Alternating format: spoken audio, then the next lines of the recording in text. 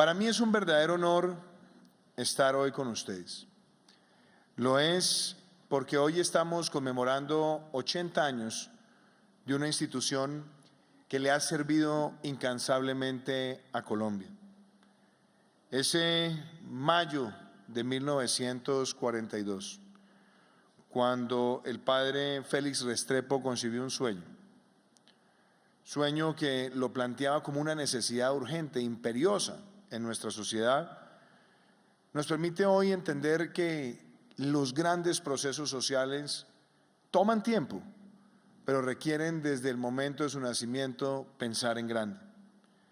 Tal vez bajo esos principios fue que la primera piedra se colocó el 19 de marzo de 1946 y después, en 1959, inició las labores el Departamento de Ginecología, Obstetricia, Pediatría y Medicina Interna y se abrieron con fuerza en 1963. En 1970, el hospital recibió el nombre de Hospital Universitario San Ignacio y después, años después, acreditado como hospital universitario. Son más de 3.500 empleados, entre la planta, contratistas, estudiantes y además un portafolio conformado por más de 143 servicios de salud. Esas cifras son muy elocuentes, dicen mucho, motivan mucho, pero yo quiero hoy dirigirme al Hospital San Ignacio, dirigiéndome también a la labor que los seres humanos que tienen ese mandato ético, moral y profesional de salvar vidas han representado para nuestro país en estos últimos 2 años. Nunca antes en la historia de nuestra medicina habíamos tenido que enfrentar un embate tan significativo, tan retador, lleno de tanta incertidumbre. Y para mí es un honor decir esto. Hace 2 años, antes de 2 años, tal vez 2 años y 2 meses, estaba en el proceso de designar un nuevo ministro de Salud, con un elemento que ya invadía con preocupación mi cabeza. El 31 de diciembre del año 2019, fui a dormir temprano, cosa que hago normalmente los 31, para empezar el 1 de enero con mucha energía. Cambiando canales, me encontré con una noticia sobre un virus respiratorio que estaba afectando la ciudad de Wuhan en China. Eso me retrotrajo a experiencias previas profesionales cuando desde el BID me tocó trabajar en el programa de salud integral interamericano para enfrentar el H1N1 y me trajo también presente las lecciones de uno de los libros más interesantes que se ha escrito sobre las pandemias, que se llama La Gran Influenza, un libro que tiene que ver sobre la peste española y que en detalle hablaba de los aciertos y las fallas que se presentaron en ese momento. Fue tal la obsesión que a partir del 1 de enero del año 2020 llamé en ese momento al ministro encargado, al doctor Iván González, y le dije: empecemos a hacer un monitoreo diario de lo que está pasando en Wuhan y hablemos con la Organización Mundial de la Salud para tener previsto cuáles son los escenarios que esto puede desencadenar. A esto le antecedía una reunión que había sostenido en la ciudad de Cartagena con Gro Harlem Brundtland hacia el mes de septiembre del año 2019, cuando con otros ex jefes de Estado visitó la ciudad y ella, que había sido directora de la Organización Mundial de la Salud, me invitó a participar en un panel que tendría lugar en septiembre del año 2020 para hablar de un reporte que se llamaba Un Mundo en Crisis, donde su capítulo 4 hablaba del nivel de preparación que debían tener los jefes de Estado para enfrentar un posible virus respiratorio agudo que podría convertirse en una pandemia. ¿Se podrán imaginar ustedes semejante reto? Y después, cuando empezamos a ver las cascadas de mensajes que empezaban a surgir cuando se cerraban ciudades en Europa, cuando se volvía a hablar de la palabra cuarentena y cuando se empezaba a escuchar que se estaban exacerbando las capacidades hospitalarias en los países más desarrollados. Días después me encontré con Fernando Ruiz en la Escuela de Cadetes José María Córdoba. Y entonces nos pusimos a hablar y acordarnos de una vida que nos antecedía cuando yo trabajaba en el BID y Fernando era consultor de varios programas de salud, entre ellos el fortalecimiento del Sistema General de Seguridad Social en Colombia, que había sido dirigido brillantemente por Amanda Glassman. Y solamente le empecé a hacer preguntas de epidemias y de pandemias. Y tenía claro cuando hablaba con ese médico javeriano, salubrista público, que a él podría llamarse el señor de las pestes, porque ya había manejado el chikungunya, ya había manejado el Zika, le había tocado algo del H1N1 y entonces le dije: bienvenido al gabinete, doctor Fernando. Se tomó unas semanas mientras preparaba todos sus trámites y se posesionó el día que tuvimos la primera muerte por COVID-19. Un reto tremendo, porque teníamos que enfrentar semejante embate, leyendo con curvas que en ese momento venían del Reino Unido, más los análisis que hacían nuestros técnicos del Instituto Nacional de Salud. Y yo quiero decírselo hoy, querido ministro, delante de sus colegas, delante de su amigo el doctor Castellanos y delante de la universidad que lo vio formarse. Difícilmente hubiéramos tenido una mejor decisión que tenerlo a usted al frente del Ministerio de Salud.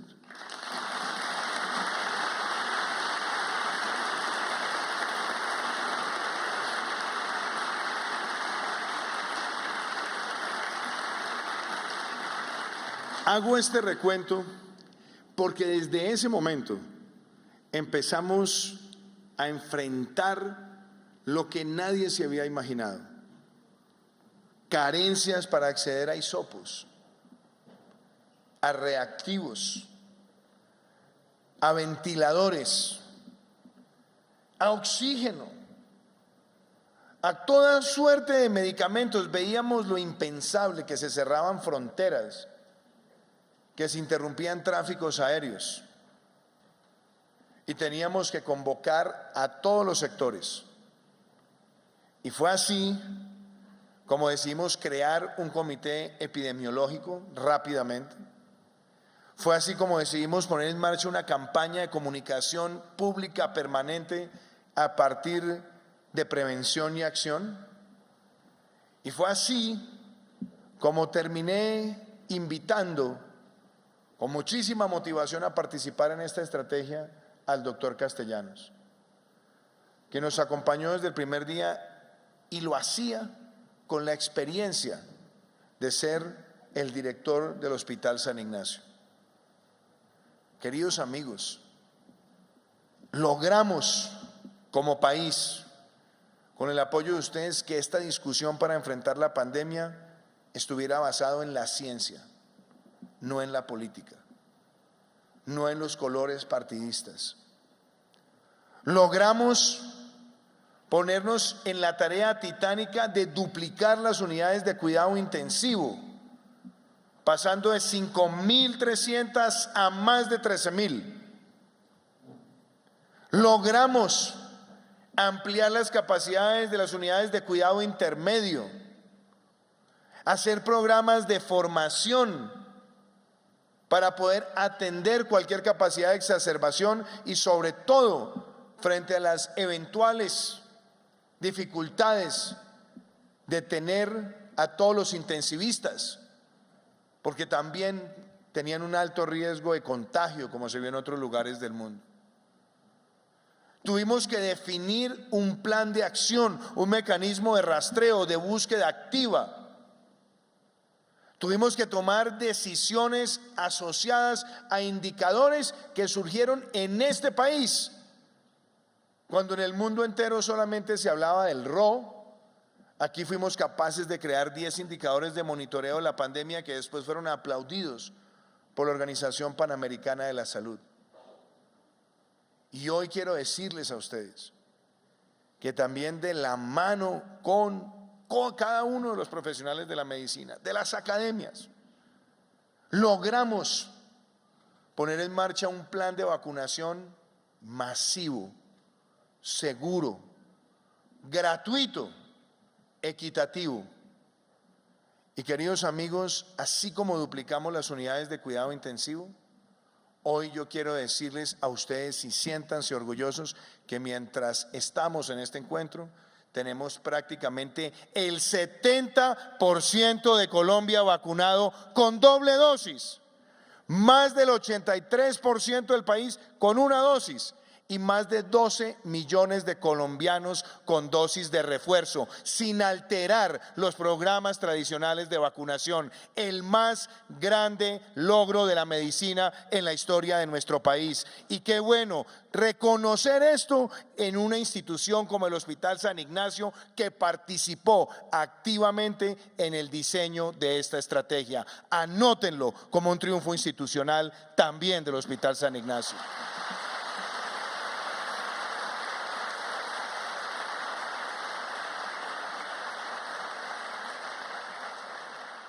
Y me alegra compartir lo siguiente: así como se logró esto, no dejamos de atender otras prioridades del sector de la salud. Porque en medio de esta pandemia, y gracias a su colaboración, doctor Castellanos, y a la de tantos profesionales del hospital, logramos sacar adelante la ley del residente. Algo que muchas veces dialogamos con los equipos del hospital y de tantos centros de salud en nuestro país. Logramos avanzar en todo el esquema de punto final, donde logramos que más de 7 billones de pesos fueran asignados para pagar deudas acumuladas. Creamos los sistemas de pago por capacidad para habilitar las unidades de cuidado intensivo y logramos también que Colombia diera un paso trascendental hacia lo que hoy, con orgullo, podemos llamar un sistema de atención domiciliaria y atención virtual que hoy supera los 10 millones de consultas al mes, que son o digitales o presenciales. Y logramos avanzar hacia la historia médica en línea. Logramos también un programa masivo de capacitación, donde hospitales como San Ignacio transfieren conocimiento a otras regiones de nuestro país. Y logramos que hoy más del 97% de los medicamentos estén cubiertos bajo los programas de aseguramiento generalizado y una parte que puede ser casi igual en los procedimientos médicos, la más alta cobertura que haya registrado nuestro país. Y como lo decía elocuentemente el ministro Fernando en días pasados, gracias también a la participación y el registro de colombianos en el sistema de seguridad social en salud, donde hoy tenemos el mayor número de registros pila, nos permite, al aumentar la capacidad del régimen contributivo y al aumentar la expansión del régimen subsidiado, tener la más alta cobertura en salud documentada estadísticamente por el Ministerio de Salud y por el Departamento Administrativo Nacional de Estadística. Logros que ocurren en plena pandemia. Yo enumero esto no porque esta sea una oportunidad para hacer una rendición de cuentas, sino para que esta sea una oportunidad para darnos cuenta que la institucionalidad de salud de nuestro país funciona y tiene que ser fortalecida cada día más. El Hospital San Ignacio ha cumplido con este papel. Fue pionero en ayudar a ampliar las capacidades intermedias, en ayudarnos a proyectar la ampliación de las unidades de cuidado intensivo. Participó activamente en los programas de atención domiciliaria, de atención a las personas de mayor vulnerabilidad. Nos permitió inclusive llegar a diseñar, doctor Castellanos, con su ayuda, los programas de atención a la Colombia profunda, de mirar y participar activamente también en el comité de vacunas para tomar una política de distribución entre distintas casas farmacéuticas que nos han permitido tantos avances. Esa es la institucionalidad del sector que nos merece todo el orgullo. El Hospital San Ignacio ha sido la cuna de muchísimos profesionales de la salud que salvaron vidas en esta pandemia. Y también la cuna de muchísimos que, salvando vidas, sacrificaron la suya, a quienes siempre les llevaremos el más grande de los homenajes. A muchas personas del personal administrativo, del personal de enfermería, les quiero agradecer porque también inspiraron comportamientos en otros. Y cuando se escriba esta historia, y cuando se escriba la historia de los años por venir del Hospital San Ignacio, estará presente cómo el hospital, sus directivos y la universidad participaron para enfrentar el mayor reto de salud en la historia de Colombia. Quiero decirles con inmenso cariño que acompañarlos en este homenaje es también la reafirmación de que queremos tener una sociedad que valore mucho más la institucionalidad médica y que reconozca que tenemos que perseguir todos los días el derecho fundamental a la salud y hacerlo de manera sostenible. Ministro Fernando, más de 11 EPS se han cerrado en este gobierno, haciendo traslados de cerca de 6 millones de personas, cumpliendo una promesa de campaña. Se cerrarían las EPS de mal desempeño y se premiarían a quienes están cumpliéndole a Colombia. Se logró, aún atendiendo una pandemia. Y hoy nosotros queremos que esta institucionalidad, que el Hospital San Ignacio, siga siendo una voz y un referente para toda nuestra nación. Doctor Castellanos, es un honor para mí entregarle al hospital la Orden al Mérito. Colombia tiene 3 órdenes que están en igualdad de proporción en términos de jerarquía: la Orden de Boyacá, la Orden de San Carlos y la Orden al Mérito. Pero la Orden al Mérito tiene un elemento muy interesante. No solamente, al igual que las otras, reconoce servicios, heroísmo y vocación. La Orden al Mérito reconoce el mérito individual y el mérito colectivo. Por eso, ¿qué es mejor que escoger la condecoración emblemática que encarna y representa lo que es este hospital? Este hospital no es importante por las individualidades, sino por la suma de talentos al servicio de una causa común, que es servir a la salud de los colombianos. ¡Que viva el Hospital San Ignacio! Muchísimas gracias.